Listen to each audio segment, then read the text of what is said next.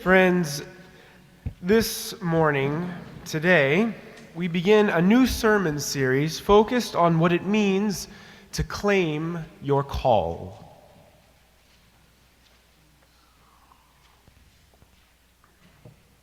Let's start with the end of the world, why don't we? Get it over with and move on to more interesting things. These are the opening lines of N.K. Jemisin's widely acclaimed and award-winning novel, The Fifth Season. The story begins after an earthquake. It has reverberated across an entire continent, decimating cities and upending lives. On its surface, then, The Fifth Season is one more apocalyptic novel, one more person's take on what the end of the world might be. Our bookshelves and streaming services seem flooded with such media nowadays, don't they? The hit series The Last of Us follows a man and a teenage girl as they navigate overgrown cities filled with weeds and wild animals, highways littered with abandoned cars, and a brain-eating mushroom that turns average people into non-thinking agents of violence. Station 11 is about a young woman making her way through the lonely aftermath of a pandemic that wiped out most of humanity. There's Fallout and Silo and the classic Walking Dead.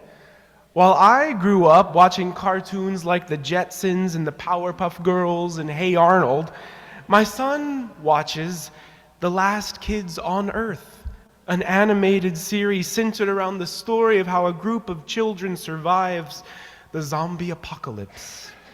Almost every major streaming service now features its very own version of the end of the world, whether you're an adult watcher or a child.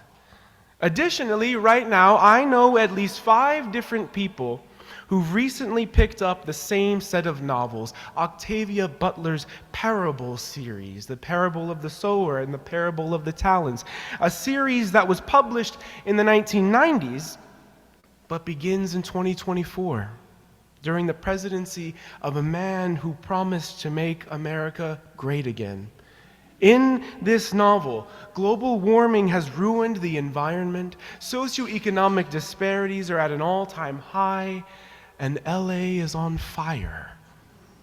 And people think the book of Revelations is prophetic. The 2019 edition of Parable of the Sower, the one I have at home, includes a foreword from none other than N.K. Jemisin. Now, if you've known me long, you've probably heard me at one point or another totally geek out about fantasy novels. Truth be told, though, this is a relatively recent turn for me. Growing up, I thought the Chronicles of Narnia was boring, and they only got into The Lord of the Rings after they put Elijah Wood in it.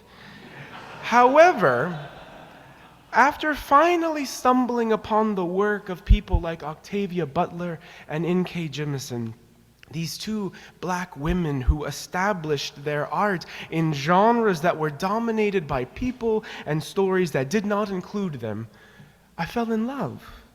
What I learned from authors like Butler and Jemisin is how powerful and critical the imagination is, not as an escape, but as a natural human resource for transforming reality. When N.K. Jemisin recently hosted a literary radio show, she said in her introduction, "We're having this evening at a moment when it feels like the world is ending. But as I tell my writing students," she went on, "the world has always been ending, somewhere for someone.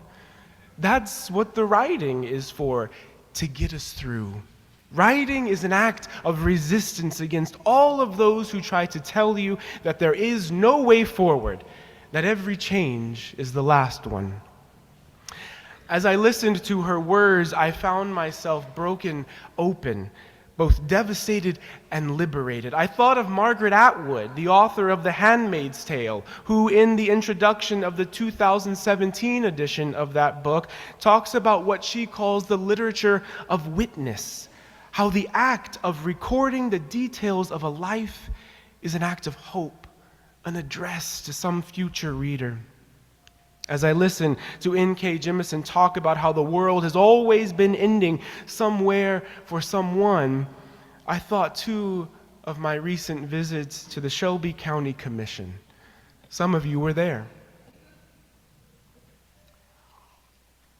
Now, we First Congoers had gathered to lobby the commission for funds to support our food justice program.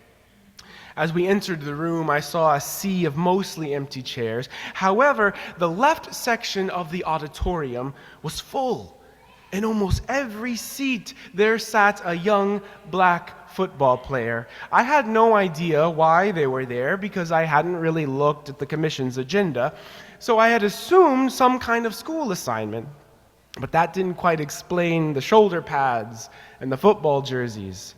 Before too long, Commissioner Brittany Thornton got up and made things clear. She was awarding the Melrose High School football team a special commendation for their tenacity and their heart and their resolve to succeed. She sang their praises beautifully and offered them a lovely framed document naming how proud our county was of them. Then she offered the coaches a chance to speak too. They shared their thanks and named their pride at having won games and survived losses. Not just football losses, mind you, but personal losses. One of them had lost a brother to a gunshot wound just days before.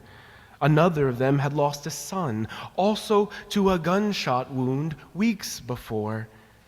But there they were, with their team, on that Monday afternoon, when for all intents and purposes, their worlds had ended. Friends, there are moments, I must be honest with you, when I hear folks describe their fears about our time. Moments when I hear folks name their outrage about events in Gaza or Israel. Moments when I hear people decry the injustices of this present regime. Moments when I hear people lament the end of the world, and I think to myself, where have you been all this time? To think that the world has only now started to end.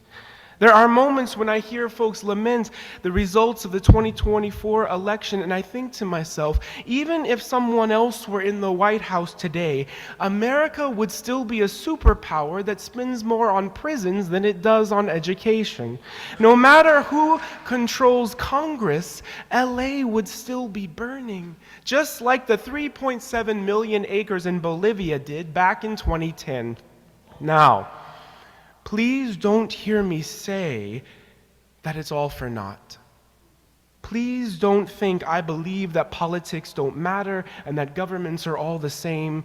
That is very clearly not the case. However, still, let us be clear. The world has always been ending, somewhere for someone. It's just that now, more of us are that someone. It's almost certainly what King Ahaz was feeling as he looked around and saw the walls closing in. Today's reading comes from a terrifying time in biblical history. The Israelites in this excerpt from the book of Isaiah in your bulletins are surrounded by enemies on all sides. Things looked bleak. The world as they knew it had ended. King Ahaz was scrambling. And then the passage from Isaiah reads, "Again the Lord spoke to Ahaz, saying, 'Ask a sign of the Lord your God. Let it be deep as Sheol and as high as heaven.' But Ahaz said, 'I will not ask, and I will not put the Lord to the test.' Then Isaiah said, 'Hear then, O house of David, is it too little for you to weary mortals that you weary my God also? Therefore the Lord will give you a sign. Look, the young woman is with child, and shall bear a son, and shall name him Emmanuel. He shall eat curds and honey by the time he knows how to refuse the evil and choose the good. For before the child knows how to refuse the evil and choose the good, the land before whose 2 kings you are in dread will be deserted. There, in the thick of his despair, at the height of his devastation, as the walls closed in and as the world was ending, God speaks to Ahaz and says, "Ask me for a sign of hope." And Ahaz says, No.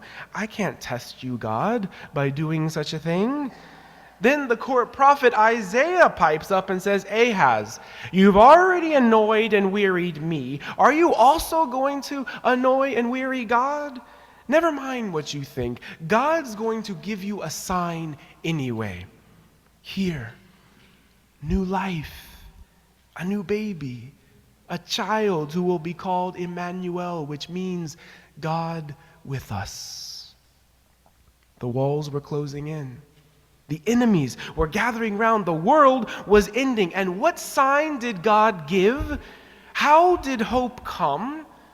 In the shape of a tiny, innocent baby, a full and robust embodiment of new life, the clearest possible reminder that even when the world ends, the story keeps going. When that executive order comes down, when that law gets passed, when the bullies seem to win, when your brother gets shot, when your partner gets sick, when your job dries up, when your joints quit working, when your child leaves home, when your buildings go on the market, when your loved one passes away, when you relapse once again, when the world as you know it has ended, our call, friends, is to let the story keep going. Because with and through and in the power and love we call God, the story never ends. It will change. It will pause. It might even seem to repeat. But stories don't end so long as we keep telling them, so long as we keep nurturing them, so long as we answer the call to keep holding and keep loving and keep making our way into new life. As long as we keep on writing and imagining, as long as we keep on gathering and going, as long as we keep putting on those shoulder pads and those same old jerseys, as long as we keep getting out of bed and doing the dishes, as long as we keep calling up friends and supporting causes we care about, as long as we keep making and telling and living out our story and the story of those who came before us, then life will keep persisting even after the world as we know it has ended. And so, maybe N.K. Jemisin was right. Why don't we start with the end of the world? And friends, why not let it be the very beginning of an interesting and beautiful and powerful and God-filled story, yours, mine, and ours? It doesn't mean that we won't be scared. It doesn't mean that we won't cry along the way. It only means that there is a way forward, and we will forge it together. May it be so, and amen. Friends,